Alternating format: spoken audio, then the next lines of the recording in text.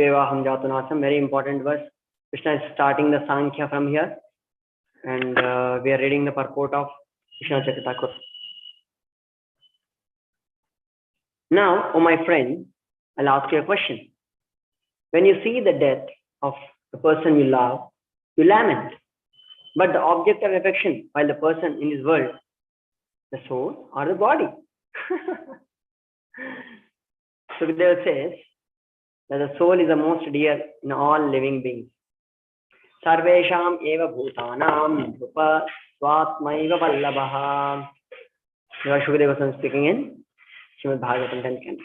If the soul is a subject of affection, the soul should not be the object of lamentation, because it cannot suffer death, since both types of Atma, Jiva, and Ishvara are eternal.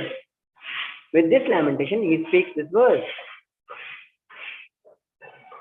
So, Arjuna is feeling, now question is directly given to Arjuna. You love the soul, my dear Prabhu, or you love the body? If at all you love the soul, then no need of lamentation, because soul doesn't have any death. If it is a body, anyway body is going to die. That kind of invention is that. Very wonderful. It is not that I and the Paramatma have ever not been in existence, rather I have always existed. You also, a Jivatma, have also always existed. These kings also, Jivatmas, have always existed. Here, the Lord shows the previous non-existence, Prag Abhava, is absent for all the souls. And it is not that I, you, and all these kings, Sarve Vayam, will not exist in the future. Rather, we will certainly exist. Here, he shows the soul, that the soul is devoid of destruction. Vamsa Abhava. By this he concludes that since the Paramatma and the Jiva are both eternal, there is no cause of lamentation. The Shruti says, Nityo Nityanam Chetanas Chetananam Eko Bahunam Yo Vidadhati Kaman. He is the chief eternal among all eternals. He is the chief conscious entity among all conscious entities. The one who fulfills the needs of others. This is Upanishad. So wonderful. You can ask this question. You lament about the body or the soul, Prabhu? You can ask this question. Nicely. Krishna is asking, Natyevaham Jatunasam. With this understanding, Krishna is taking it.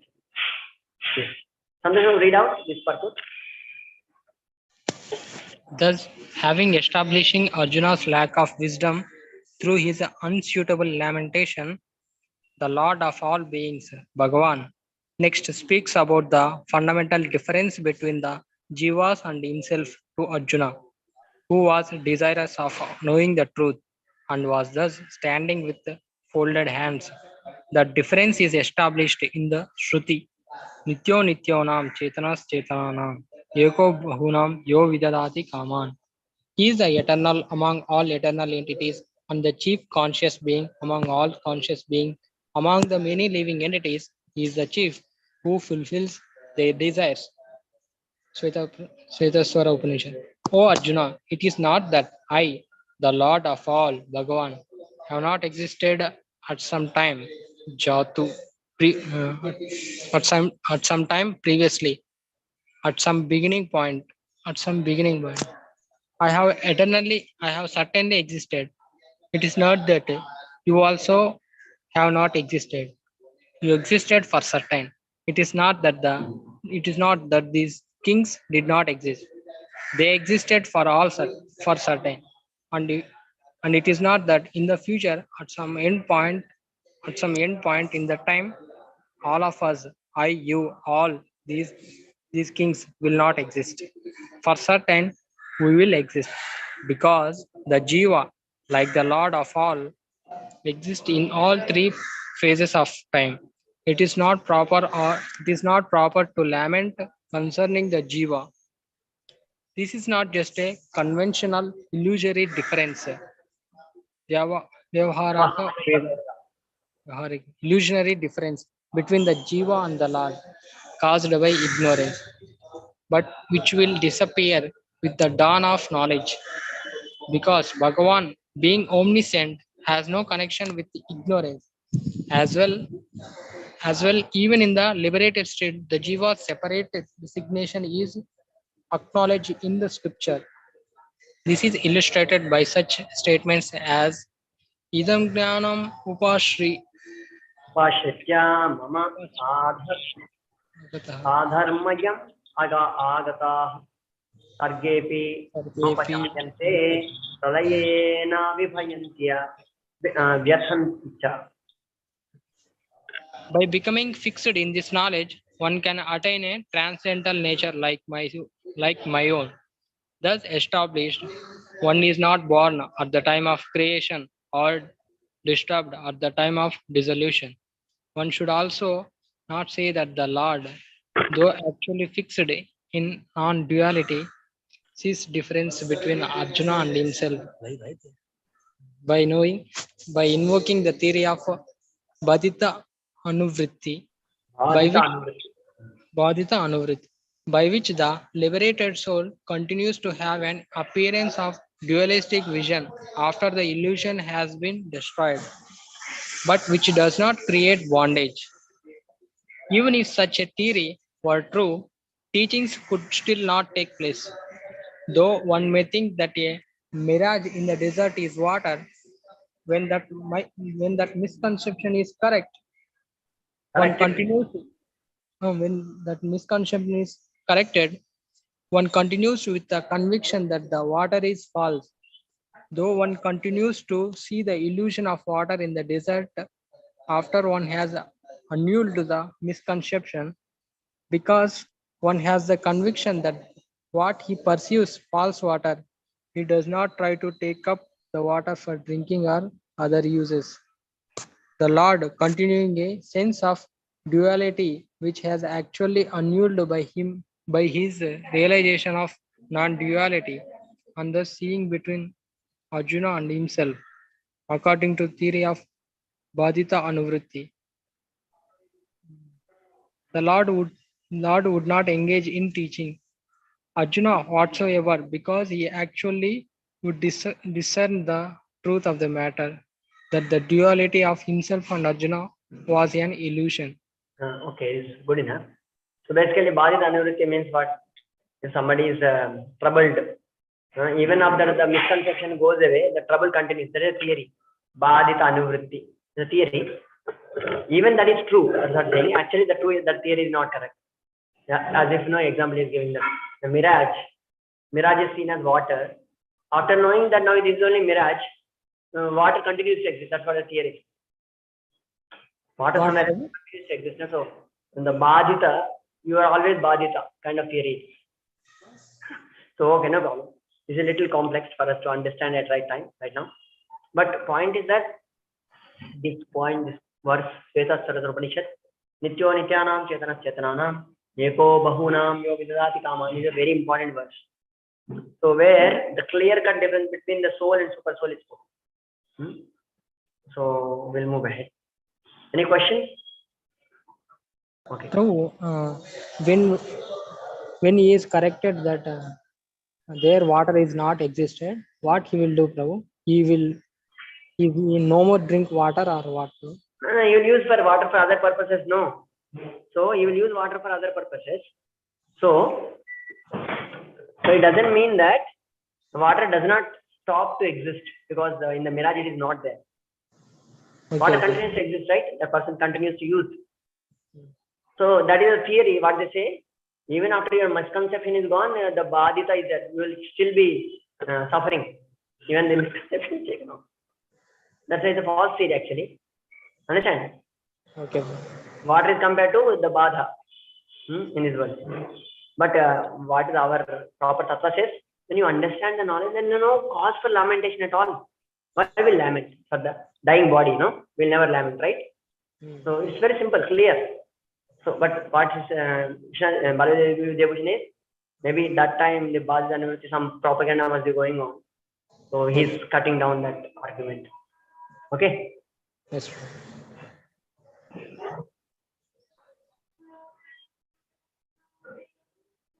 Okay, we'll go ahead. Okay, this is foolish. For the Shruti declares the difference between Prathag Atmanam Preritaram Chamatva Jushtas Tatas Tenamrutavat Tvam eti. Okay, having understood the soul and the inciter of the action, Lord, are different, thus gaining the love of Lord, one attains the freedom from the death. Says Upanishad. Okay, this is also another like Nitya Nityanam kind of verse in the Upanishad only. This statement shows that the value of the knowledge of the difference between the soul and the Lord, because of the mention of attaining the beneficial result for the individual Atma, is attainment of freedom from death. Amrutam, Amrutatva Yeti. So, Amrutatva Yeti means one will attain the Supreme Lord, which is then not death. So, after knowing this difference, one will achieve this Amrutatva. So, Amrutatva Kalpate is there, no, like that. So, the description of God, Jiva, are also something unknown to common men, because they correlate distinctive, contrary qualities of God and Jiva. The mutually contrary qualities of the Lord and Jiva, greatness and smallness, lordship and servitude, can be understood only through the scriptures. So people have misunderstanding of Lord and Jiva to be equal, same. Also, the result of knowledge of non-difference is no result at all, because non-acceptance of the results. Correct? No, I'll not have to accept any reactions for my action. So then, where is the point of discussing about karma, all these things? So absolute non-duality. Hare Krishna, bro. Yeah. So, just now you said I did not understand, bro. Okay, no problem. See, if at all there is no difference between the soul and super soul, after knowing that, there is no difference actually. When anyway, before that also your existence is same, no? If at all you are super soul only, karma is not there now also. Okay. Why should at all you worry about the karma at all? Now you worry about karma. Now we speak about the theory, no? Theory of karma we speak, na? This is papa karma, this is punya karma we speak. When you speak, then there is effect of that karma, right? That's right. If at all he is the super soul himself, where is the karma for him? Okay. So non-duality. Some people think that Lord and Jivas are same, like that. Correct. No, so many people, not some. You touch and everybody and anybody, actually it's all pervaded. It's all pervaded. That Nirakar, Atma, Paramatma mein leen ho jayega. This is commonly known to the people now, practically. Somewhere or other they hear, they catch unnecessary impersonalism. But it's not like that. So where is the karma? Karma will not touch you only. No? If at all both are same only, Prabhupada also giving that argument too. What is saying? Prabhupada saying, okay, if at all both are same only, where is that Krishna telling this knowledge to Arjuna? Both are same only, na? You and me are one only. Where is the speciality of Krishna giving the knowledge? So there's no use there. So the Krishna is giving knowledge means he is Supreme Lord who is free from all the falling. Then he is actually called infallible. Achyuta. That's what he. That's why when he speaks, there is no value of Gita, because he is infallible. Krishna is liberated. Others are bound. Okay. Then okay, Krishna is liberated. The liberated state, that knowledge is there. Then why you are suffering in the by falling down? If at all, then falling down by Maya means Maya is more powerful than God also. The God also fell down, no? Something like that only, no? Now the power which is higher than the God, which is Maya, that should be called as God, no? Why should we call somebody who is liberated as God? Maya should become more powerful. You should worship Maya. Why worshipping Krishna and any other? You can worship Maya. Maya is more powerful. He made you fall also. Who is God? Krishna is telling clearly, Mama Maya Duratya. Mame Vayi Prapadyante Maya Metam Taranti. You surrender unto me, you cross over even Maya also. So Maya and Krishna are different now. And Maya is lesser powerful than Krishna. Clearly. I had one example. Right now, they are living entities. Loud. They are living entities. Okay. Prakriti is inferior energy. The same way Prakriti is inferior. energy, that is Jiva because of his desire. The Hmm. same way, That also will be covered by superior inferior energy when you wanted to enjoy. But Goptaram Yajna Tapsam Sarvaloka Maheshwaram. Goptaram means what? He is enjoyer only. Eternally he is enjoyer. Now, when you liberate, then you wanted to enjoy also. Then you will fall down again. What they want to do by getting liberated? They want to enjoy, no? Then unlimited enjoyment. No, again you are becoming enjoyer. So you will also fall down again. Then what is the use of liberating at all? So Lord is the enjoyer, is eternal. That we have to clearly understand. Even after fall at all, he is enjoyed eternally. So, and this Shvetastra Upanishad, what it says now, how they will refute that? Nitya Nityanam, Chetana Chetananam, Eko Bahuna, Yovidadhati Kama. One liberated, not liberated, one eternally liberated person is fulfilling the desires of everyone. That's what is spoken. Now, who is fulfilling your desires now? The super soul. Mention. Now, you will also fulfill somebody else's desire after liberation. Huh? Okay, let us debate with them. Who's those who are liberated, they're considering they're liberated. Whose desire they're fulfilling? What is happening in other people's heart? Let them tell. They don't know anything. Are they dwelling super souls in their hearts? In the hearts of everyone? They cannot be. Even somebody asks a demigods are very powerful and everything. That argument can be easily refuted actually. When Lord Shiva or Lord Brahma also, they are never in the heart of anyone. They have to know what is their actual intentions or what they want, then only they can fulfill. Lord is the only one who knows everybody's intention within. Because he is there with every living entity. There is a clear-cut difference between Supreme Lord and other Jivas, other demigods. When he is not demigod also, nor he is a normal Jivatma. He is Supreme Lord, who is ever eternally liberated person. So that's very clear. In any way, their argument cannot be proved. From Bhagavad Gita only they cannot do. But you have to go to any Upanishad. You cannot use the name liberated also. For Lord? It does not come under. He will never bound. Then where is the question of liberation? He is eternally liberated person. Eternally liberated. He never. There is no question of him falling. Everything is in Maya. Clearly. Why you come under Maya also he will say. He knows everything, everybody's heart, within everybody's heart. So no one is like that. Only Krishna is like that. Sandashma, is that discussion beneficial? It's true. Okay. We'll read one verse, maybe we'll see how much we'll be able to complete, and we'll continue now all tomorrow. Dehinosmi yatha deshe kaumaram yavanam jara tada dehantara prapti dhiraha tatra namuhyati. Adamad continues passes in his body from boyhood to youth to old age. The soul similarly passes into another body at the death. The sober person is not bewildered by such. The soul passes into the body of youth, old age, to attain another body after death.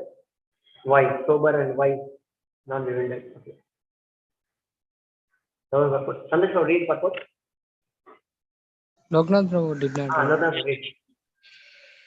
Since every living entity is an individual soul, each is changing his body every moment, manifesting sometimes as a child, sometimes as a youth, and sometimes as an old man.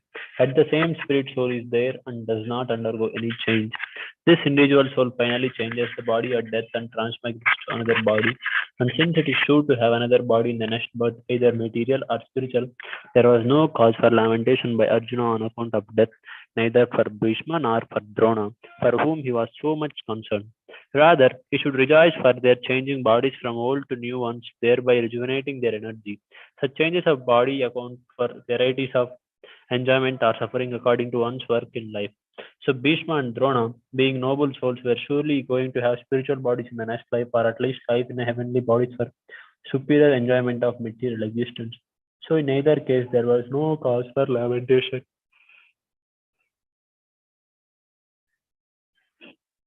There is no cause for lamentation because they are going to get sick. So can we also do the same thing? We kill someone. And say that no, anyway, there is no cause for lamentation. No, the bodies anyway, they are going to get new bodies. Reaction you will get. Why? Because we are not ordered by Krishna. And another thing is, now they are on the part of the adharma now. So we are actually liberating them from adharma. That's why there's no problem.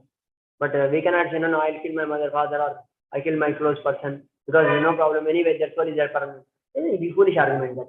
No understanding of actually even Ardhashastra. No understanding. They simply for the sake of argument. Any man who has perfect knowledge of this constitution. Courts and all, they are also punishing us from the party of the government.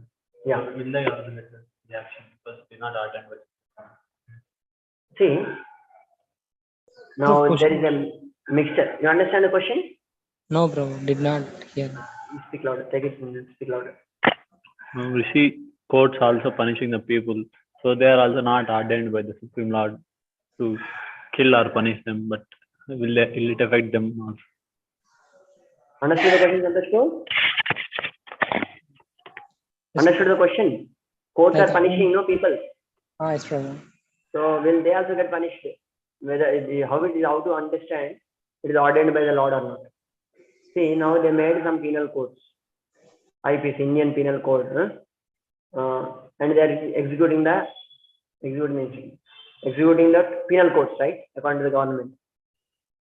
Now, still, if the penal codes are in line with Manu Samhita, basically which are the ordinances of Supreme Lord, then they will not get any reaction if they are not having any fruitive results, fruitive mentality. But if the law code is not matching, even though they are following simply their law code, still they will get punished. And if the law codes are not matching, not mind anyway they get. Even they are matching, but if the person has an ill motive, according to his motive, he will get his reaction. He may say, I am just giving his reaction. Are you completely detached in doing so? Or you also have punishment karna hai? You have some intention, then you will get that much attention. Because how much pure, transparent via medium you become in the hands of the Manu Samhita laws, actually accordingly you will get your benefit. Otherwise, it's all settling accounts. Okay. Loud. Who made the law? Who are protecting the person? Who are executing? They are also will get reaction. According to their intentions, they will get all their reactions. Accordingly. And that's why, I don't know Manu Samhita. I don't know the actual code of the Lord. Can you say in the traffic signal, I don't know the traffic rule by crossing the red light? No. Will you be punished? Okay, sir. You will be punished. Your responsibility to know what is the code, what is the intention of the Supreme Lord, what are the codes he has given for executing our duties in this world. We have to know this. Without knowing that, no, I did like that, why should I get punished? No, sir. Sorry. You are supposed to know. This is your responsibility as a human form. And all other animals, all other beings, they are executing. They will not get any result. The lion kills a deer. He will not get his result. It is nature. And he cannot understand that it is a mistake. Clear? Understood? Is clear? Yes, brother. Like keeping hand in the fire, no excuse. To be? Like if one keeps hand in the fire, and then fire does not excuse him, like, because you don't know. Correct. Very good example. You go and put your hand in the fire. Now fire will not say, I don't know how fire will burn. Will that not burn? It will surely burn. So you are meddling with the action-reaction cycle. It will show to bound to act on. Yes, Prabhu. Thank you. Thank you for your good example. Hare Krishna. So we'll pause here. We read till here. I'll put a bookmark of this. And any man. So this will read from tomorrow. Okay. Thank you very much for joining. Hare Krishna. Srila Prabhupada ki jai. Sangat Gaur Bhaktivinoda ki jai.